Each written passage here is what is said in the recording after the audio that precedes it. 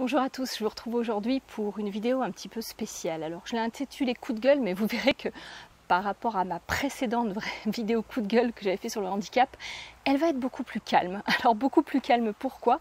Parce que tout simplement aujourd'hui, c'est un jour de vie normale avec la maladie, comme vous en connaissez tous, où je suis obligée de ralentir et où du coup je n'ai plus le loisir de m'énerver comme je m'énerve d'habitude. Donc on va peut-être plutôt appeler ça une mise au point. Pour autant, alors vous allez me dire pourquoi faire une vidéo un jour comme ça? Tout simplement parce que en me baladant comme ça sur internet, forcément on se repose donc on a un peu de temps, en allant voir un peu ma chaîne YouTube, Glyfactory, les commentaires, etc. Je tombe par hasard sur des propositions de vidéos, ce qui est logique, qui seraient en lien avec ce que je fais sur ma chaîne. Sauf que quand je vois un petit peu le contenu de ce qu'on me propose, et surtout le nombre de vues de ce qu'on me propose, je suis un petit peu ébahie et pour le coup je suis un petit peu en colère. Alors aujourd'hui, finalement merci la maladie parce que je suis tellement ralentie que la colère va pas se sentir. Et je reste très calme quand même, mais j'avais envie de partager ça avec vous tout de suite parce que je tombe sur des contenus vraiment très intéressants, très pertinents qui peuvent vraiment aider les gens et bizarrement, ce n'est pas les contenus qui ont le plus de vues. Les contenus qui ont le plus de vues, et c'est ce qui me hérisse le poil, sont des contenus où on va vraiment être dans le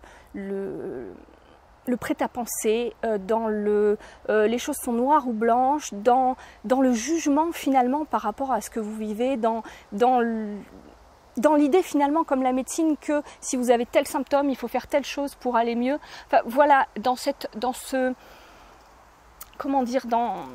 schéma-là qui, je l'espère, n'est pas ce que vous attendez trouver sur ma chaîne et je l'espère n'est pas ce que je fais. Et c'est pour ça que je voulais faire une mise au point avec vous pour vous dire que sur cette chaîne, alors il y a des gens qui m'envoient plein de commentaires super gentils et dont certains qui me posent des questions pour des conseils par rapport à leurs problématiques. Et je voulais faire une mise au point. Vraiment, l'idée de ma chaîne, même si je vous remercie de m'envoyer plein de messages, l'idée de ma chaîne, c'est vraiment de vous aider, de vous apporter des clés de compréhension par rapport à ce que vous vivez, par rapport à ce qui se passe dans votre corps, mais surtout de vous sensibiliser au fait que c'est votre corps et que en ce sens, on est tous uniques, on est tous différents. Et ce qui va fonctionner pour un ne fonctionnera pas pour l'autre, et ce qui va être pertinent pour un ne le sera pas pour l'autre, et qu'il n'y a pas qu'une façon d'aller mieux, et qu'il n'y a pas qu'une façon de manger pour aller mieux, et qu'il n'y a pas, on va dire, un mode d'emploi pour aller mieux finalement. Et mon idée, c'est vraiment de vous partager cette vision que les choses ne sont pas aussi, on va dire, dichotomiques, je ne sais pas si c'est le terme, je suis désolée, je suis fatiguée, donc j'emploie peut-être pas les bons termes, mais ne serait pas noire ou blanche en fait, dans votre guérison, dans votre mieux-être, dans votre accompagnement au quotidien avec la maladie. Et pour autant, moi ce que je vois dans les vidéos qu'on me propose, c'est des gens qui vont vous dire, ah bah tiens, si vous vivez ça, ça veut dire ça. Enfin, là je suis tombée sur une vidéo qui m'a hérissé le poil, parce qu'elle avait...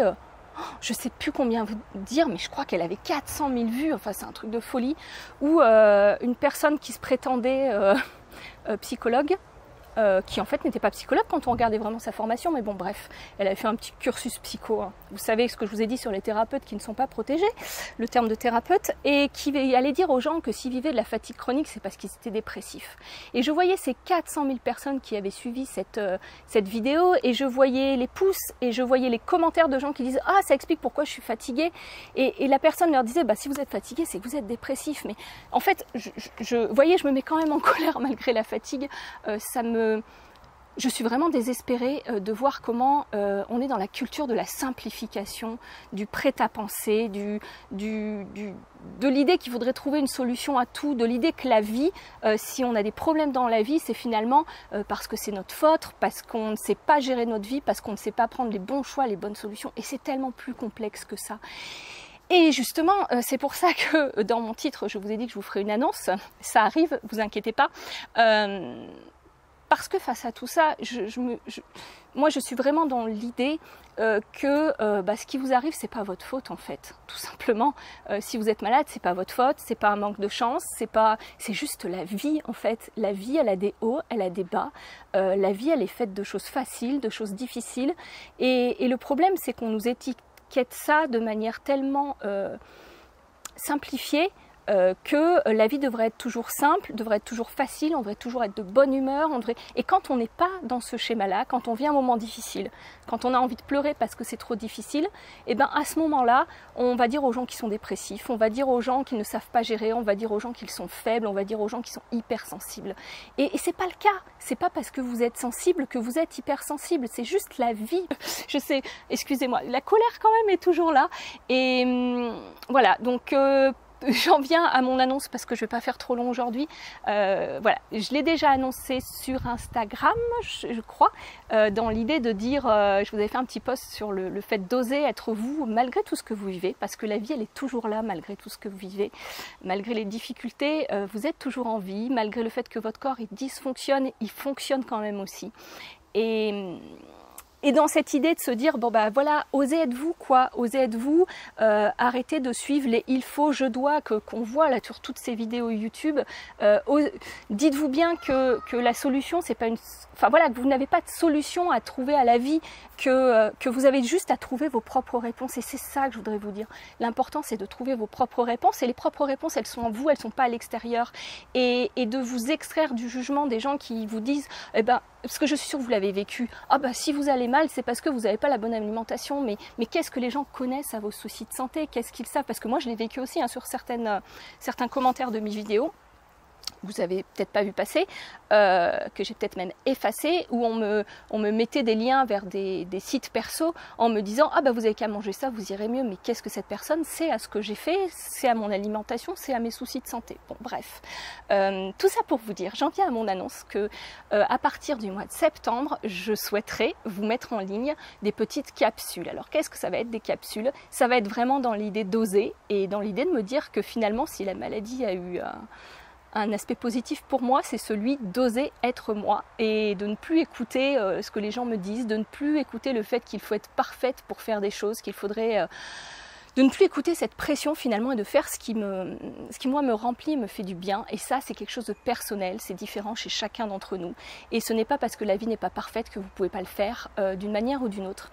Donc à partir du mois de septembre, je vais vous mettre en ligne, alors je vous le dis, mais j'ai pas encore tourné tout ça, mais des petites capsules sur comment vous aider au quotidien, comment trouver vos propres réponses. C'est-à-dire que l'idée, ça ne sera pas de, comme je fais d'habitude, de vous expliquer finalement un phénomène en vous expliquant pourquoi chez vous ça fonctionne comme ça et chez d'autres ça peut fonctionner différemment et comment on est tous différents et pour vous donner finalement vos propres clés. L'idée, ça sera vraiment de vous amener à vous poser les bonnes questions et de vous amener à avoir un cheminement intérieur. Donc l'idée, ça sera vraiment, excusez-moi, j'ai été dérangée par ma fille, l'idée, ça sera vraiment d'avoir un cheminement intérieur parce que je suis persuadée que la solution ne vient pas de l'extérieur et que quand on est malade, on est à la course aux médecins parce qu'on se dit qu'eux savent mieux que nous, on est à la course aux naturopathes, on est à la course aux psychologues, on est à la course à qui pourra nous donner une réponse sur ce qu'on vit, sauf qu'en fait, la réponse, elle est en nous, il n'y a que vous qui savez ce qui vous fait du bien ou non. On s'est construit d'une certaine manière et ce qui va fonctionner pour l'un ne fonctionnera pas pour l'autre. Et je souhaite vraiment vous faire des capsules pour vous amener à vous poser les bonnes questions.